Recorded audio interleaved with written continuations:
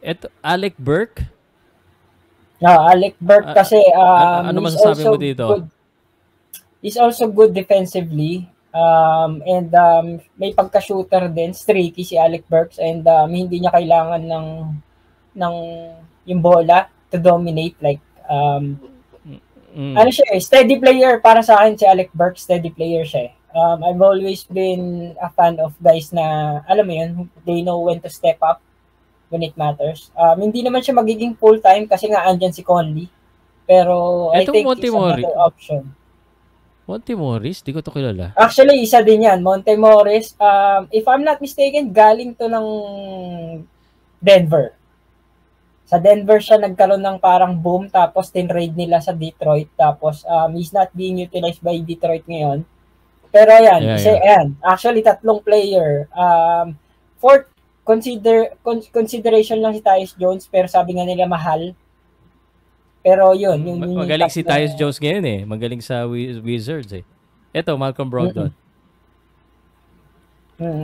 Brogdon, for me, I don't know kung mapayag siya maging 6-man.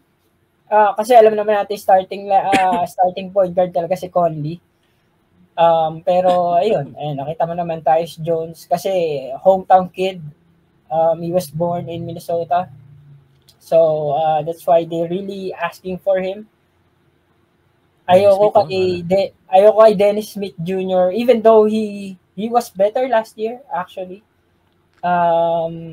Pero ayoko kasi hindi siya pass first point guard. Ang kailangan ng Wolves is yung may control. Dennis Smith is parang medyo loose pa siya. Hindi pa siya yung loose cannon. Kaya mag-tempo, yes. Yeah, okay. So, kahit pala kahit number 1 ka na sa West, naghahanap ka pa rin ng trade, di pa rin tapos. The trade is for the playoffs consideration yan eh. Sigurado. And they are actually not looking to move Karl Anthony Towns. Alam ko it's been rumored many times, no?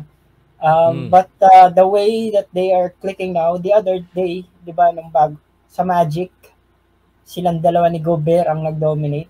So, ayun. Okay lang, there are times lang it naman. Works, there are times that it medyo may problem. Pero as long as I think malaking bagay talaga si Mike Conley sa Timberwolves.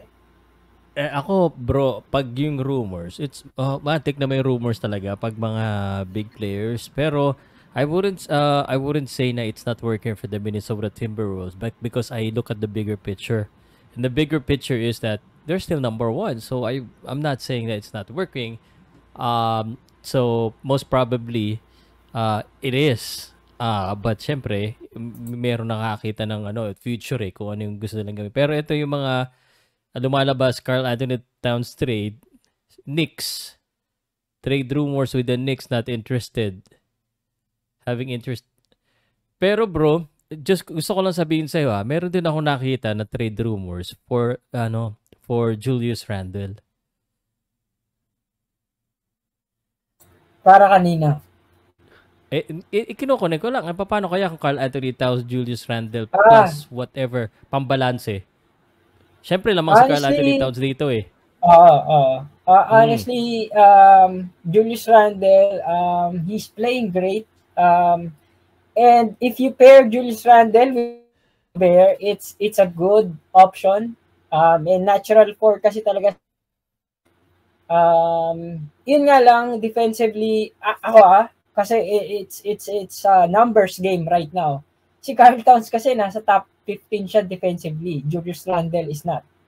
So I don't know kung paano yung magiging adjustment niya. But it's interesting kasi tsaka napag-usapan na rin online, no? Pero hindi sa ganun kabago, pero ibig sabihin there's a consideration in the past. Actually, matagal na. Towns has been in trade rumors and apparently si Tibbs gusto niya yung game ni Towns. So I don't know if that would materialize. Pero if you ask me, as a fan, what do you think? You don't mind as a fan? I don't mind having Julius Randle kasi siguro ito na lang sasabihin ko, no. There are times that Towns is more like a diva.